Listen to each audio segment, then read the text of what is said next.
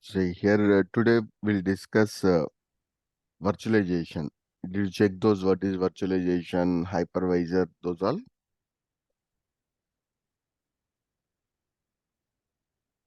So here virtualization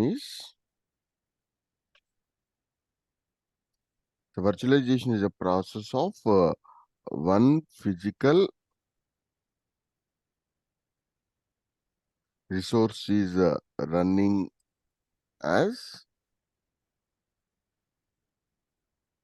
multiple virtual resources.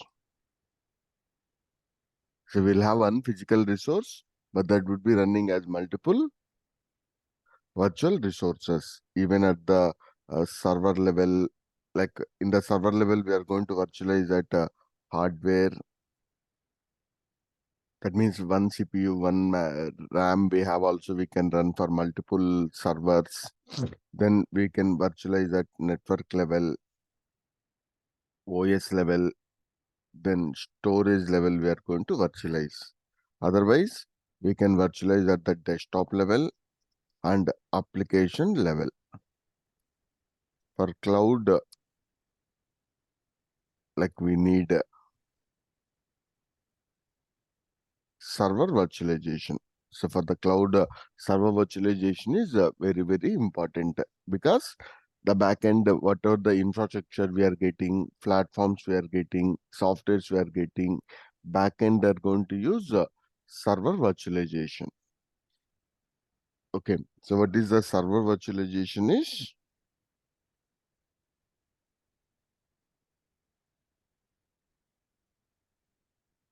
Using server virtualization on a single server, we can run multiple operating systems. So normally we can install one operating system on the server, but using a server virtualization on a single server, we can run multiple operating systems and simultaneously we can access those. We are virtualizing at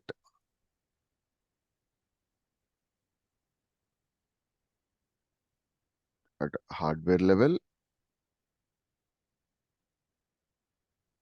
storage level, and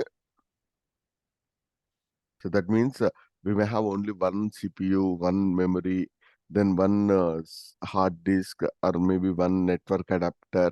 But that's going to be virtualized into multiple resources. So, like this, using the server virtualization, we are virtualizing the resources. And once we virtualize the server resources, like on top of this,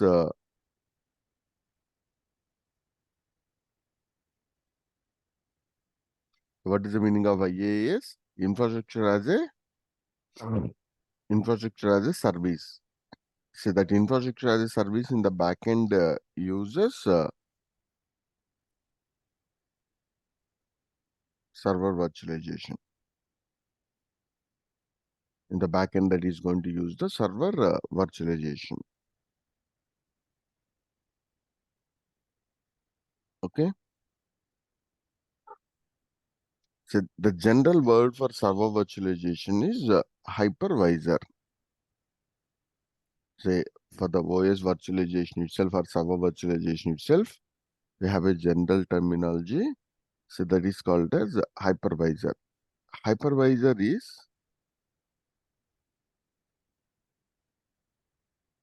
special class of operating system. So that means hypervisor is available as an operating system or hardware, or maybe it's maybe sometimes firmware also, or application,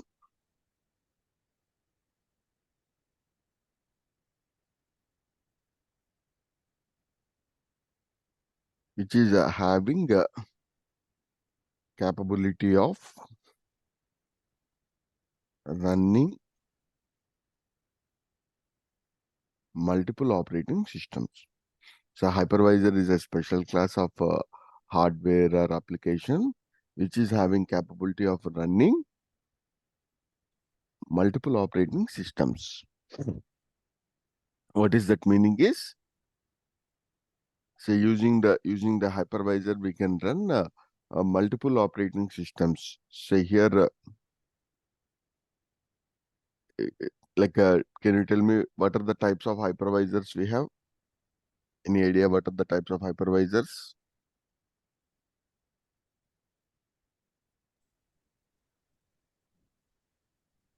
So we have two types of hypervisors. Okay. So first one is type 1 hypervisor.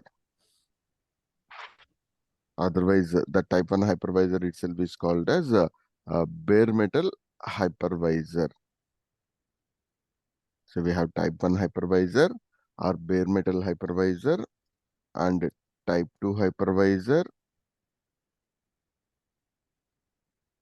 or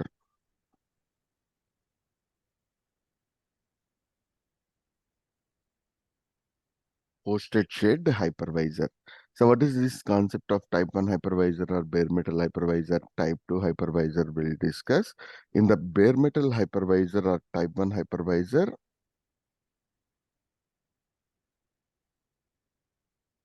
so first on hardware, that means on the bare metal, we are installing hypervisor. That means the first operating system we are installing on the hardware is a hypervisor. On top of that, we are running multiple operating systems.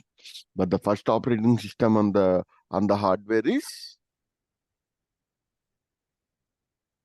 the first operating system running on the hardware is the hypervisor. So we are going to run the hypervisor. On top of that, we are going to run the multiple operating systems. Okay. Bare metal hypervisor will allocate host resources to all guest OS. But the first hypervisor we have installed is host is hypervisor. Guest OS is virtual machines. So we are going to run the multiple virtual machines on the host. But that host is going to allocate the resources to this. Okay. So what are the products we have with the bare metal hypervisor we'll discuss. We have VMware ESXi server is there. This itself is called as another name for this is vSphere. So it is another name for the VMware ESXi server is VMware vSphere. Then we have Citrix Zen server. Okay, Citrix having Zen server. Microsoft Hyper-V we have Microsoft Hyper-V. Then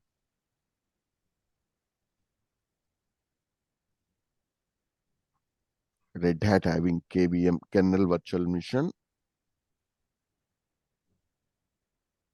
Oracle virtual servers. So these are the type 1 hypervisors we have. Okay. Said now for any of the cloud, you go for any of the cloud, the required in the backend hypervisor is mandatory, and most of the clouds are using like bare metal hypervisors itself. Okay. Same that Srikanth, can you yeah, again the yeah, hypervisor concept? yeah. So if we have physically, if AWS is going to give the hardware for us, it would be very Hmm. expensive. So that is the reason Okay. we are going for virtualization. That means in the AWS data center, if they have a one physical hardware, that's they're going to be delivered to some hundreds or thousands of people as the virtual machines. Means they're not going to give that physical mission to the users. They're virtualizing that. Okay. Say if you go for any of the cloud backend, they required hypervisor. Okay, what hypervisor is doing is, if the AWS having one physical server also, they're going to virtualize that into, it's technically it's looks like one physical server, but it can deliver to some hundreds or thousands of people. It can deliver the operating systems. Okay. Okay, so that is the purpose. Like most of the data centers or cloud are going to virtualize the resources. If they give physically, then it's very expensive. Okay, second disadvantage is like it's very manual kind of process. There is no automation in the cloud. That is the reason virtualization itself is the base for cloud computing. But that layer has been abstracted for us. What is the meaning of abstraction is, you don't need to worry about that. That's the provider responsibility. But we are trying to get some knowledge in this.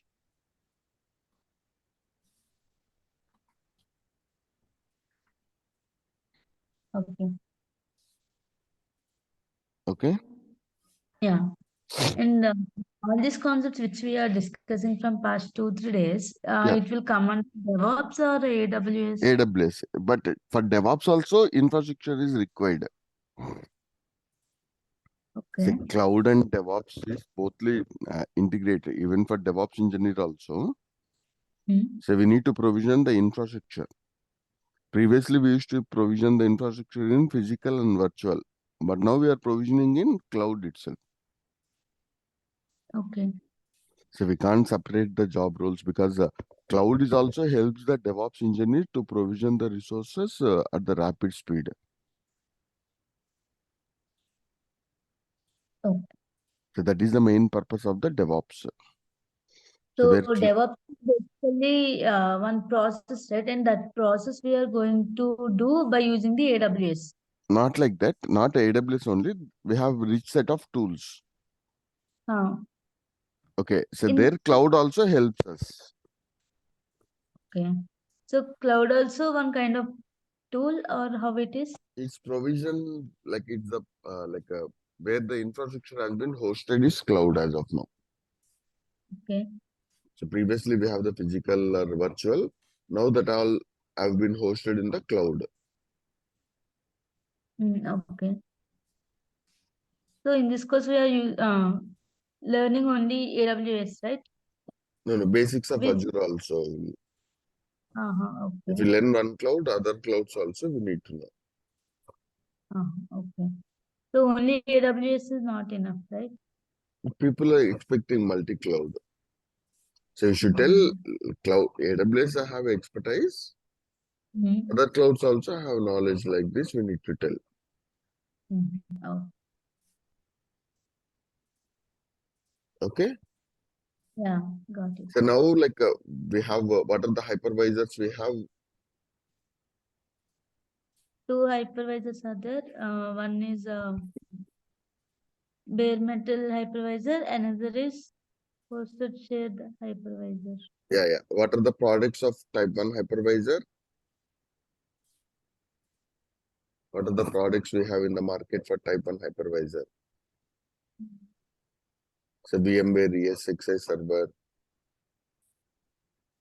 Yeah, Citrix and server.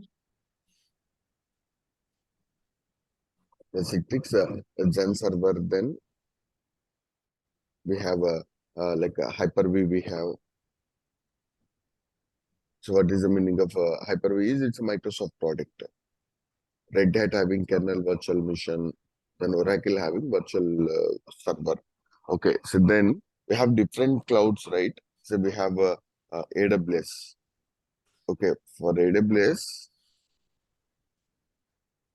hypervisor is Zen source. So they have an open source hypervisor is there.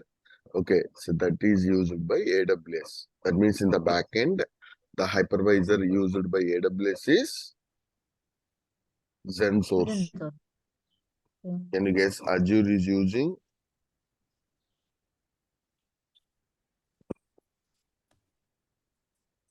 what Azure may uses? Azure is using their own hypervisor itself. Okay. Okay, they have already the hypervisor, right? So Oracle Cloud also use Oracle Virtual Server. And we have one more cloud is there, right? GCP, Google Cloud. So GCP is using the KVM as their hypervisor. That means if you go for any of the cloud in their backend, they required in their back. Unhypervised. Yeah, one hypervisor. And what is that AWS is using? Gen Source. So what is the difference between Gen Source and Gen Server is Gen Source is an open source. Later that has been acquired by Citrix. They rename as Gen Server. But AWS, if they use Gen Server, they need to pay a lot of licenses, those are kind of things to Citrix. In order to avoid that one, they're using the open source version itself. Okay. Okay, so that's the reason Citrix is having Gen Server, but AWS is using Gen source. Gen So Source. here do still deep about this Gen source everything, or only this much definition is will be enough? Yeah, we no need to touch anything. Okay, so All we need, instances are sir, all instances are created by using gen sources in AWS. no, there are some para virtualization concept is also there, but they have HVM, hypervisor virtual machines. They're using Gen Source itself. Yeah. Okay, so most of the, because if they use VMware, all these, it's very expensive. Okay, sir. Okay, but virtualization concepts we need to know, because on-premises also we may have the virtualization. Okay. So that is the reason we required all this knowledge we required. Say without knowing all this also, people directly using AWS, but better to have the basic knowledge on all this. So if we know these names, it would be fine, right? No Yeah, it need would of be fine. other. It would be fine, but having a hypervisor knowledge also is added advantage. Okay. Okay, if on premises also we need to take care little bit, then these all added advantage. Okay. Okay, so slowly try to get some exposure towards this. Yeah. Okay. Okay, so now what is a virtual machine? So once we create the hypervisor, we are going to install the virtual machine, but I'll first explain type 2 hypervisor. Say type 2 hypervisor, every day we are going to use in our laptops. So people having in their laptop VMware workstation, otherwise Oracle VirtualBox. Okay, so I have Windows in my laptop. I want to run one Linux operating system or maybe Windows Server I want. Okay, so if you have this kind of requirement on hardware, we are using one operating system. This operating system may be it's Linux or Windows or maybe Mac also. That's maybe Apple kind of laptop. So on hardware, we are using one operating system. On top of that, we are going to run the VMware. type 2 hypervisor. Okay, so then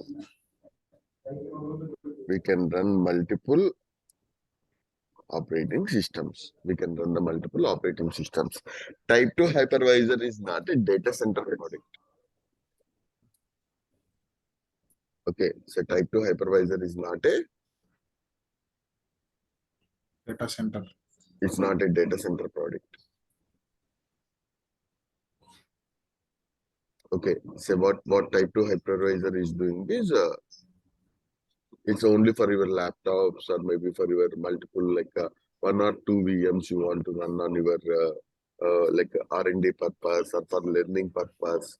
Like this we are going to use. Whereas in the Like cloud or data centers, we are using type 1. type 1 hypervisors. Type 2 having only limited virtual machines, Yeah, but virtual, like it's because virtual. our laptop is not a very server class hardware Yeah, type. yeah. Say, Configuration. yeah, we can't run hundreds of VMs. Yes, yes. And resource allocation also can be handled in a better way using type 1 hypervisor. Okay, so what are the products we have with the type 2 hypervisor is VMware Workstation. So we have VMware Workstation. Otherwise, for Mac, there is Fusion kind of thing for VMware. And Microsoft having Microsoft Virtual PC is there. And Oracle having Oracle Virtual Box we have.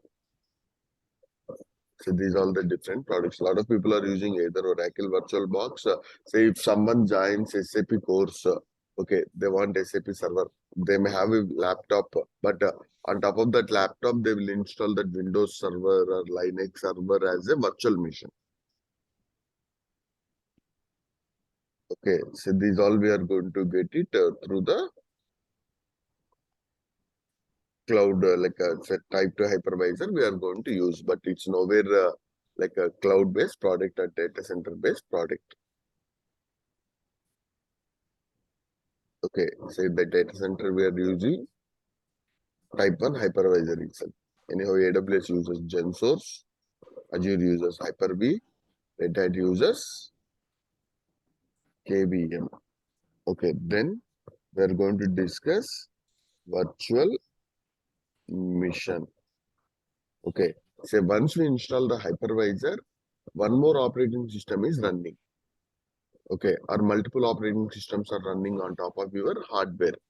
Those guest operating systems, okay, are called as virtual machines. So virtual computing resources they're going to use.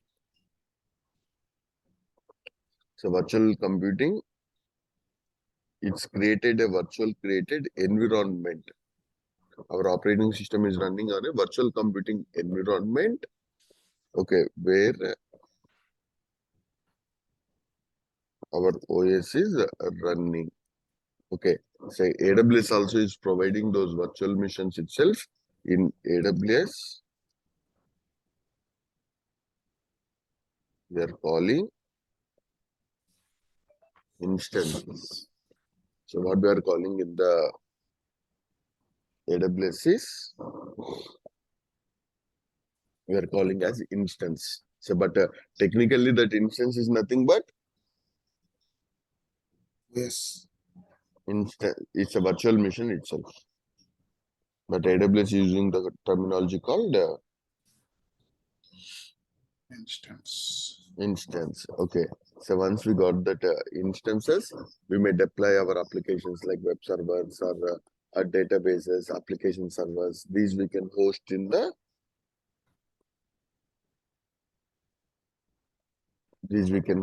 our web servers.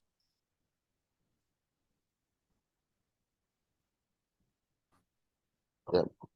So what is the difference between a virtual machine and instances? Normally we are calling as virtual machine, but in AWS we are calling as an instance. But technically that's also a virtual computing environment itself. It's a virtual computing.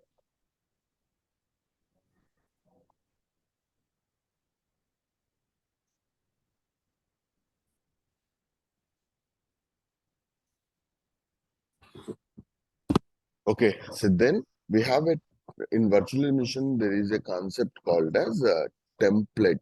So if you understand template, then in AWS you can understand what is an image. Say I want 100 copies of one book or something.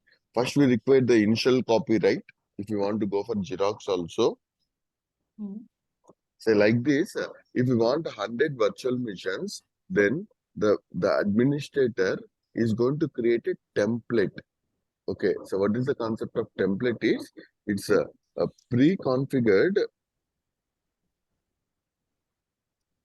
OS and applications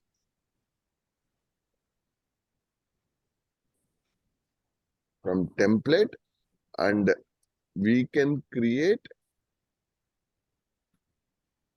multiple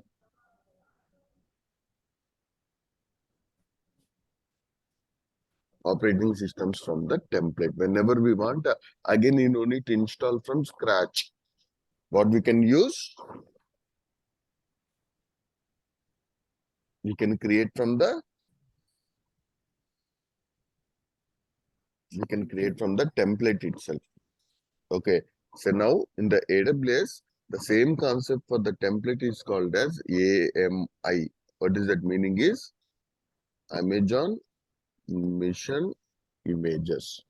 Okay, Amazon is giving more than 1,000 plus images for us. Whatever the OS you want, we can install that. What is that meaning is, say you want a Ubuntu operating system. You don't need to install the Ubuntu from scratch. You want a Windows server. Okay, so like this, most of the templates are like instead of using the template what Amazon is using, Amazon Mission Images. For Azure also, instead of instances, Azure is using Azure Virtual Mission only. And for the AMI, they're using the word called Azure Images. Okay, so like this, whether you use AWS or Azure, almost the terminology has been previously taken from virtualization itself. Okay. The terminology has been taken from the virtualization itself. That's the reason that AMI is nothing but template. What is the meaning of template? It's a pre-configured OS. Not only OS, sometimes we may have databases also included in that, and some applications also may be included in that.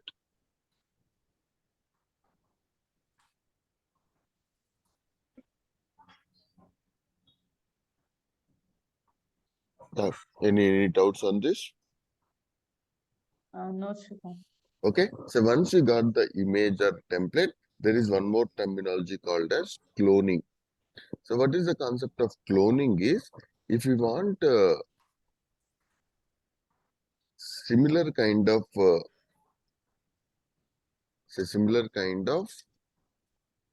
virtual mission, we can so already I have a virtual mission and I want a similar kind of virtual mission. Okay, then what I can do is, You can clone it. yeah, I can just can clone that. Okay, say template I'll go for, I want 100 or 200 or more than 10 VMs you want. Better to go for template kind of concept. If you want only one or two, then directly then we can clone it. So in the physical missions, this is all very tough process.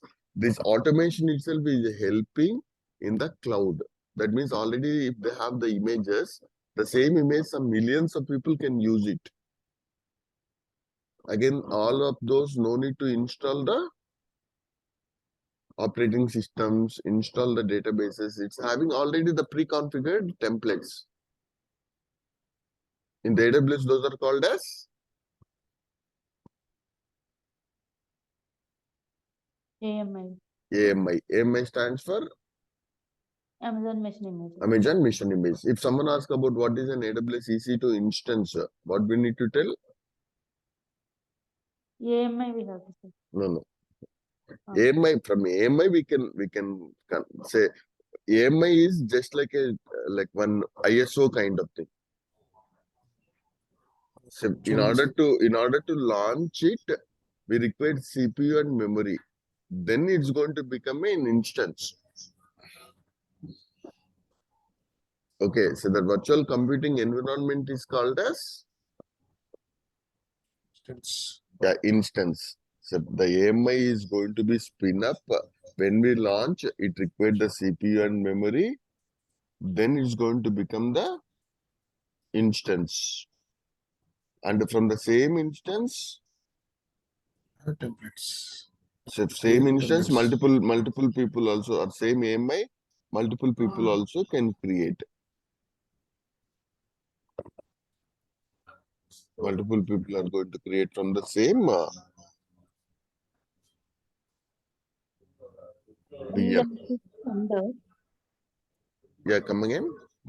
you told if you want to create only one VM, similar VM means we can use cloning, right? Yeah, But but in most, AWS, we no need of any cloning. We'll use AMIs itself because the users are in millions. okay. So In maximum normal, how many we can do it by no, using we can cloning? do it, but there is no administrative benefits. With the Okay. template, we have administrative benefits. And what are those benefits? So that we can customize with our own settings like sysprep kind of settings, our own options, and multiple VMs can be booted very fastly. So clone only one or two or less than five, like VMware is recommended to go. If you have more than that, better to create a template. Whenever we want, we can add more number of VMs. Okay. Okay, and when we do the cloning, the source VM also is there. But when we convert into template, our source VM itself would be converted into template. That's not running again as a VM. But these all previously we need to manage, but now in the cloud, so provider, most of our virtualization, these all very complex kind of things 5 to 10 years back. Now you no need to do anything. Cloud is already doing all those. We're just getting some knowledge. Using is very easy with the cloud. Okay. Okay, it's backend. Even from the template also, it's going to clone that hundreds of missions only. Okay, but in cloud we are not using cloning concept. We are using the templates only. Those are called as AMIs. So those are called as AMIs. AMI stands for Amazon Mission. Images. Yeah, Amazon Mission Images. Okay, so then once we got the clones and our virtual missions we are going to get. So there is one more concept is there in the virtualization called as snapshot. So what is the snapshot is? The state of VM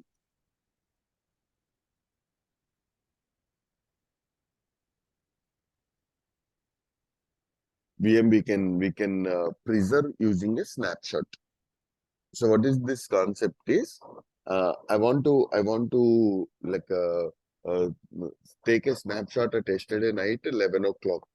If I take a snapshot at night yesterday night 11 o'clock, and today morning my mission is corrupted, or maybe something is not performing well, then I can revert back to that snapshot state. Okay, so in the real time, it's recommended to have the snapshots. Okay, what is the snapshot?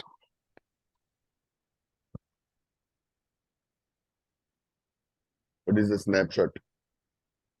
The state of the VM we are preserving at a one particular time. And after that, if something goes wrong, we can revert back to that state. So Like in our company, we have every day night 11 o'clock, we'll have the snapshot for the production servers. Okay, if something goes wrong, we can revert back to that state. restore, sir. Yeah, it's a restore kind of thing. The state is preserved there. We can restore to that point. Yes. Okay. So For like how this. many we can do this? Come again? For how many stages we? Yeah. Actually, in virtualization, we can have 64 snapshots we can take. Okay. Okay. So here in AWS, we can take unlimited, but again, it's expensive. Okay. Say always is the best practice to keep minimum 2 snapshots and delete old Then snapshots. one. Okay. So it's better to keep 2 snapshots. yesterday, 8. day Mm. before yesterday. And reverting back to the very old snapshots is very risky also. Okay. Okay, say reverting back because those patch levels, everything is very older version. Hence, it's not recommended to maintain the older snapshots. Okay, even in AWS, we can take the snapshots automatically. There is a snapshot lifecycle policy. Automatically, we can take the snapshots, and older snapshots we can delete also. Okay. So, using the snapshot lifecycle policy.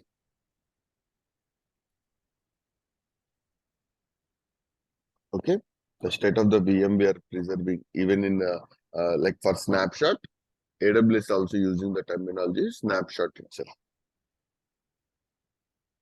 Okay, so then I will discuss some hypervisor knowledge. Like if you don't understand also, nothing to worry. I'm trying to give a brief overview.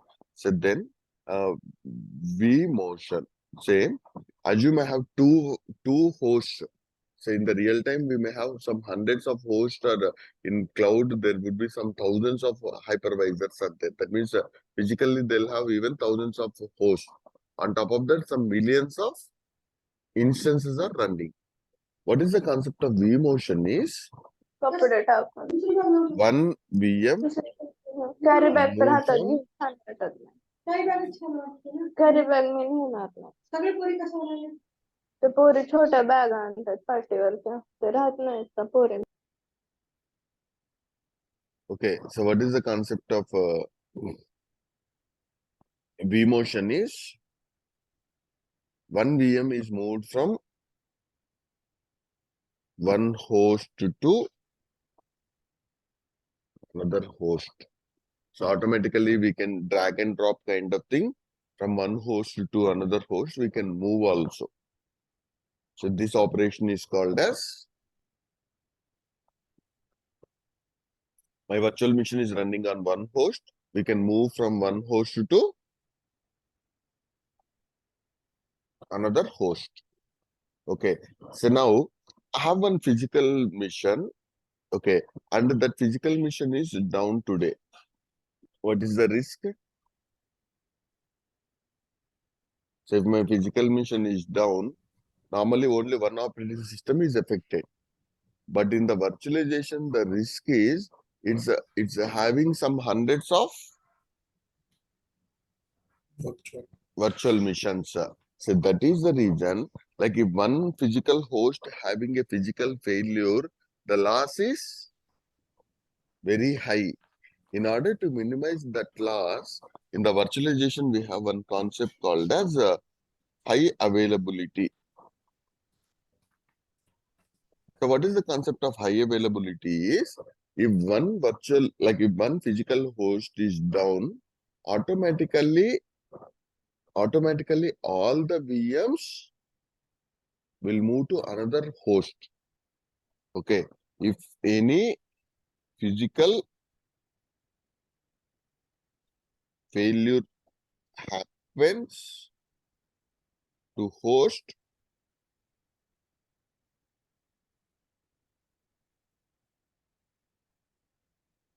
say because when it happened, we don't know, right? All of a sudden it happens. We can't monitor 24/7.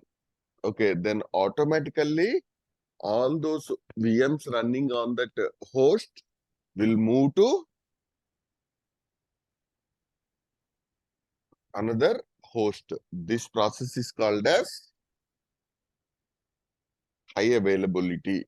But what is the risk here is they required a reboot after move to after they move to another mission. They required a reboot. Without reboot also, if we want for critical servers,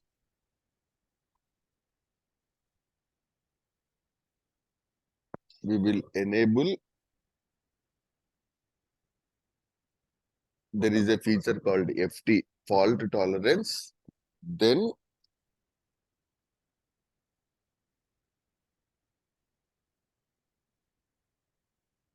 reboot also is not required. For the critical servers, if you enable FT, then even reboot also is not required. So what's going to happen?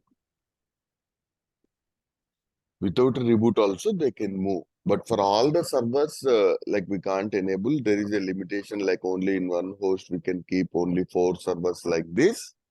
For which servers we need to enable is, say my database server is there. I don't want reboot of database server. So these kind of critical servers better to enable. For this kind of critical servers better to enable the FT kind of thing. Okay, so fault tolerance we need to enable. Okay.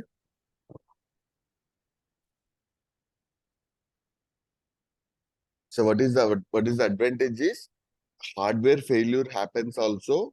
If you understand now, cloud can give high availability options for us. Because hardware failure, no one can stop. All of a sudden, it may happen. Still high availability can be delivered to the clients. Okay. Okay. So these all like we need a basic knowledge. Now we'll come back to our EC2 terminology.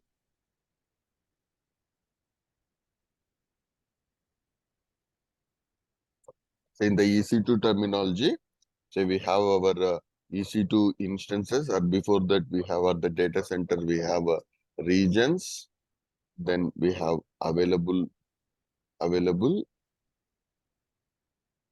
zones we have. After available zones, we have the host. So we have the physical missions. On that host, what is that hypervisor AWS is using?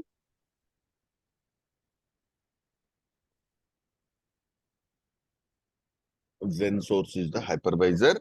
Then we have AMIs. AWS itself, before itself, they have created the AMIs. Then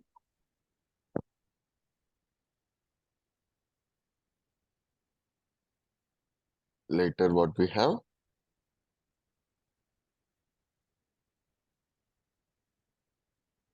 Instances. Now the instances, so those virtual computing environments are called as instances.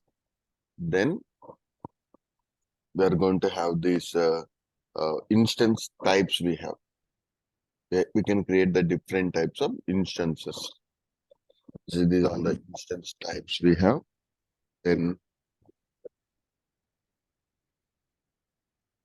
security groups.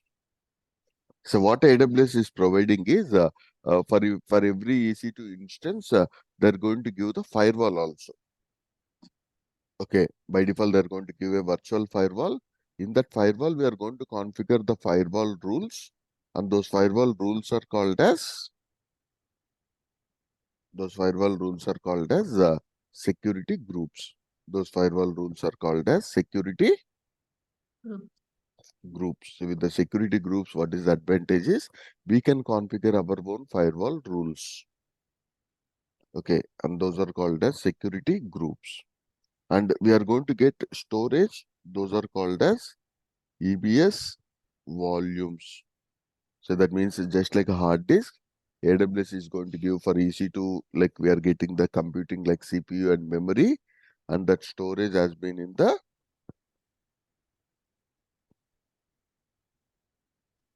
EBS volumes, and networking has been provided by the VPC. So here we are going to get one public IP and one private IP also we are going to get. So one public IP and private IP we are going to get it from the VPC. VPC is providing the networking capabilities for us. Then like we have this tags we have. So optionally recommended to give the tags to the instances or any of the resource we are provisioning in the AWS. What is the advantage of using the tagging is we can search or we can filter the resources based on tags. So we can search or filter the resources based on the tags. Say suppose I have 2 projects I'm working. ITCM is one project. and NOL is one project. Then for all ITCM resources, give the tag is project name is ITCM, and for all Nokia Online, give a tag is NOL. Then if I want to filter my NOL resources, easily using the tag I can filter. If you don't give the tag also, nothing is going to happen. But in the automation and in the large scale infrastructure, we can filter the resources based on the tags. So like this for EC2 instances also we can provide the tags for those. And very, very important is the key pairs. So mostly for the security purpose, AWS is not using the password kind of mechanism. We have a key pair. As the key pair name suggests, we have a pair of public key and private key. So public key is with the instance and they're going to give the private key for us. Okay, so public key is going to be stay with the instance and they're going to say lock and key anukondi. So in order to connect to that, in order to open the lock, we require a key, right? So in the same way, we'll have a pair of public key and private key. And if you want to open that instance or if you want to connect to that instance, we require the private key. Okay. So passwords are little less security. That is the reason AWS is using key pairs. So AWS is using the key pairs and using these key pairs itself, we are connecting to our instances. And other than EBS volumes, there is one more type is there, instance store. But what is the problem with the instance store is it's not a persistent data. That means once we stop or shut down the instance, the data is deleted. But with the EBS volumes, the data is persistent. Okay, so these all the EC2 terminology. And for the monitoring purpose, we are going to use CloudWatch. So what is the concept of CloudWatch is? We'll get the basic and detailed monitoring information. Okay, for like basic monitoring, AWS won't charge anything. For detailed monitoring, they're going to charge. Okay, so for basic monitoring, AWS won't charge any money for us. But for detailed monitoring, they're going to charge it. Okay, and coming to operating systems, what are the operating systems we have is, say we have the Windows kind of servers we have. Then we have the Linux and Mac. AWS is as of now not supporting Unix. Any idea which of the Unix flavors we have is? We have HP Unix is there. IBM having AIX is there. Otherwise, Sun Microsystems having Solaris. But these kind of operating systems are not supported. So Windows Server means Windows 2012, 2016, 2022. So like this is supported. In Linux, we have different Linux flavors like Red Hat we have, or Ubuntu we have, otherwise CentOS, SUSE Linux. So these are all the popular Linux distributions. Otherwise, we have Debian. Okay, and Amazon also developed their own Linux flavor called as Amazon Linux also we can use. Okay, so these are the different operating systems. Okay, which of the OS it is supporting is Windows, Linux, Mac, but not supporting which one? HP Unix, IBM Yeah, AIX. any of the Unix flavors it's not supporting. Unix Okay. again required a special kind of hardware. Linux and Unix are not same. Unix is the not same. Unix is the old operating system. Linux, again, on top of that, Linux kernel has been developed, which is open source. Unix is again not an open source also. Oh, And it's having a hardware dependencies also. Means if I want to install Solaris, I want a Sun Spark server only I required. Oh. Okay, so Unix, Linux not same. And Azure is supporting as of now Windows and Linux only, not supporting Mac and Unix. So Mac and Unix not supporting, Azure is supporting because Hyper-V, I think it can't run Mac and Unix kind of operating systems. Okay, but we don't need to install all these operating systems. Already we have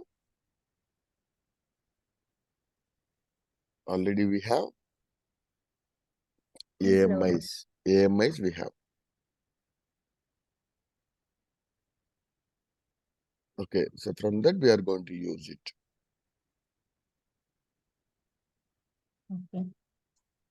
Okay, sure. Any doubts? No, Shikhan. Can you please share this file and recording? And I think Yeah, yesterday's also not shared. yeah, sure. I'll share. Document also share, sir. Sure. Yesterday's document also. Sure. I'm sharing now. Just download. Yeah.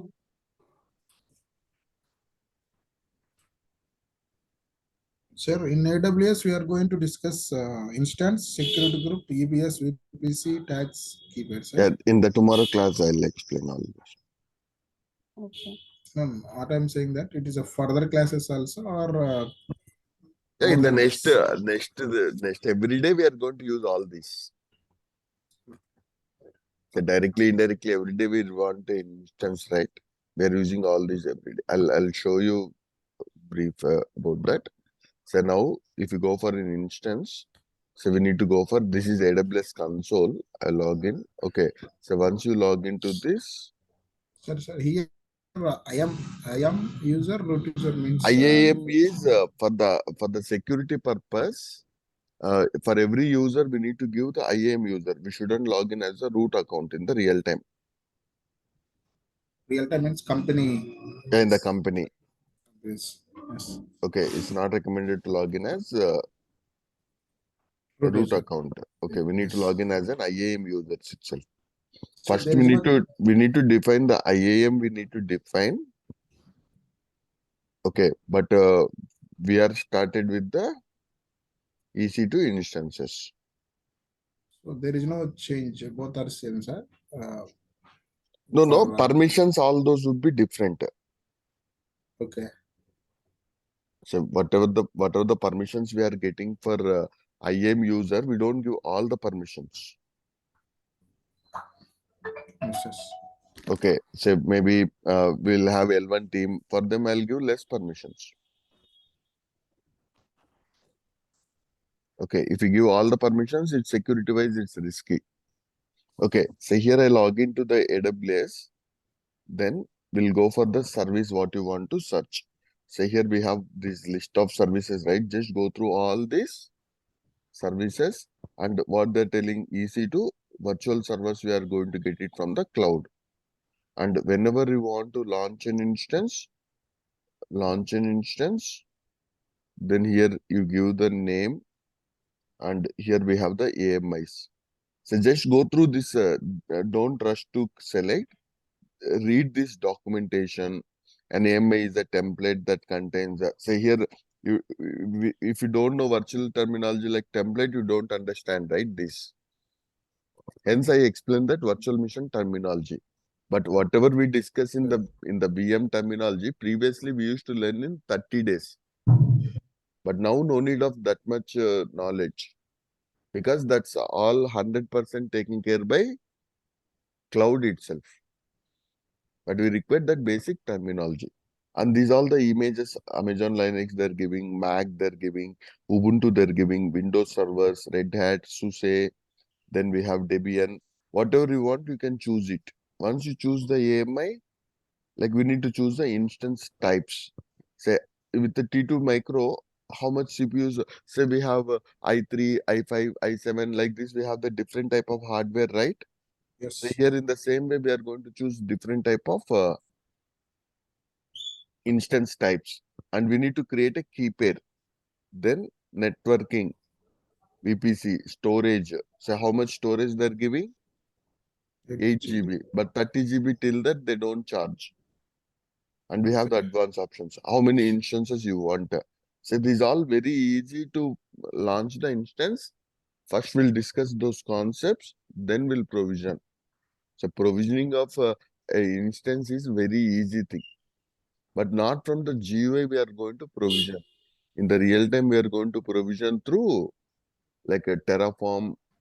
Say otherwise we need to use a cloud formation. Like this, we need to provision the resources. Okay. Okay.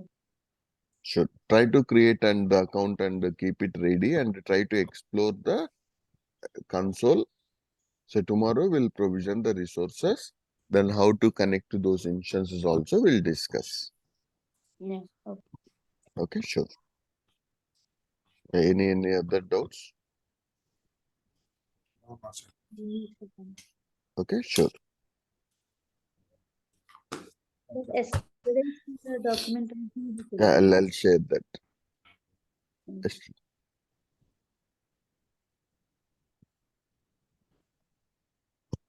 1 second, I'll share.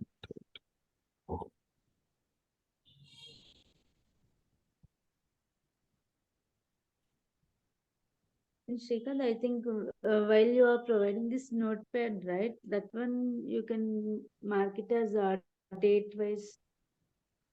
Sure, sure. Yeah, thank you. Yeah, I'm saving with the concept wise. You Like can just AWS. mention otherwise date Yes, in front of you. yeah, you can download it.